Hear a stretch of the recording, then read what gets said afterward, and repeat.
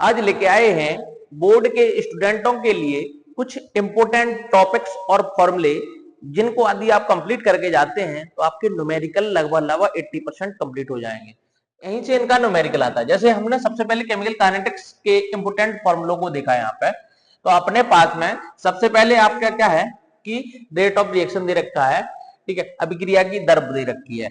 यदि हमारे पास में कोई इक्वेशन दे रखी है, कौन सी, N1A + N2B से हमने क्या बनाया, प्रोडक्ट बनाया। यदि हम किसी भी रिएक्शन का रेट लिखते हैं तो रेट लिखने का तरीका क्या रहता है, जो भी कोफिशिएंट होते हैं वो 1/, में जाते हैं। साथ में यदि आप रिएक्टेंट का रेट लिख रहे हैं तो माइनस का साइन आएगा, क्योंकि रिएक्टेंट की कॉन्सेंट्रेशन जो होती है वो टाइम के साथ साथ रिड्यूस होती जाती है, जबकि प्रोडक्ट के केस में आपको क्या लगाना है, प्लस का साइन का यूज करना है। तो यहां से आपको इसका ध्यान देना है। Average rate change in concentration upon change in time से हम क्या कर लेंगे, एवरेज रेट को कैलकुलेट कर लेंगे। अपने पास में ऑर्डर ऑफ रिएक्शन से भी अधिकतर क्वेश्चन मिल जाता है।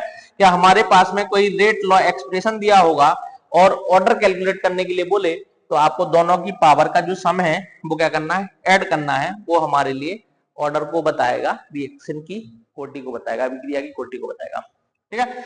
यहां से हमसे यूनिट वाले क्वेश्चन भी आ जाते हैं। अधिकतर हमसे यूनिट पूछ ली जाती है कि फर्स्ट ऑर्डर, सेकंड ऑर्डर और जीरो ऑर्डर की यूनिट क्या होगी।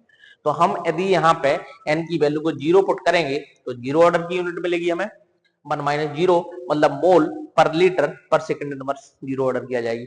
n = 1 पुट किया, 1 - 1 0 हो जाएगा, सेकंड इनवर्स मिल जाएगा।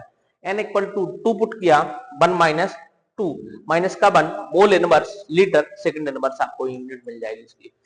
आप देखें जीरो ऑर्डर से भी अधिकतर क्वेश्चन आता है।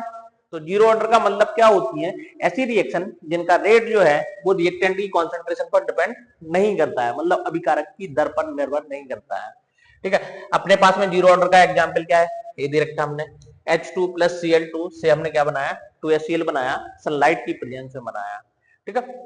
अगला हमने यहां से यदि हम रेट लॉ को देखें, ये रेट लॉ कांस्टेंट को देखें तो अपने पास में जीरो ऑर्डर का आता है A0 - AT/T, मतलब initial concentration final concentration upon में टी आपको मिल जाएगा। यदि हम हाफ लाइफ की बात करें तो हाफ लाइफ हमें क्या देखने के लिए मिलता है यहाँ पे कि A0/2K।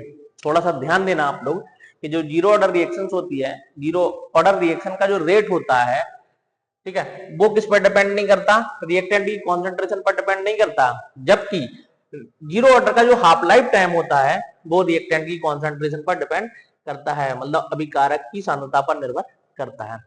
अगला देखो फर्स्ट ऑर्डर से हमारे पास में क्या दे रखा है, हमने फर्स्ट ऑर्डर का रेट कांस्टेंट की वैल्यू को कैलकुलेट किया। अपने पास में 2.303 अपॉन में T log initial concentration upon में आफ्टर टी टाइम की कॉन्सेंट्रेशन दे रखा है। प्रारंभिक सांद्रता बटे में टी टाइम बाद की सांद्रता में देखने के लिए मिल रहा है। अर्धायु काल देखें, हाफ लाइफ टाइम, तो हाफ लाइफ टाइम हमारे पास में कितना है, फर्स्ट ऑर्डर का 0.693 अपॉन में के। यहाँ पे जो फर्स्ट ऑर्डर का हाफ लाइफ टाइम होता है ये रिएक्टेंट की कॉन्सेंट्रेशन पर डिपेंड नहीं करता।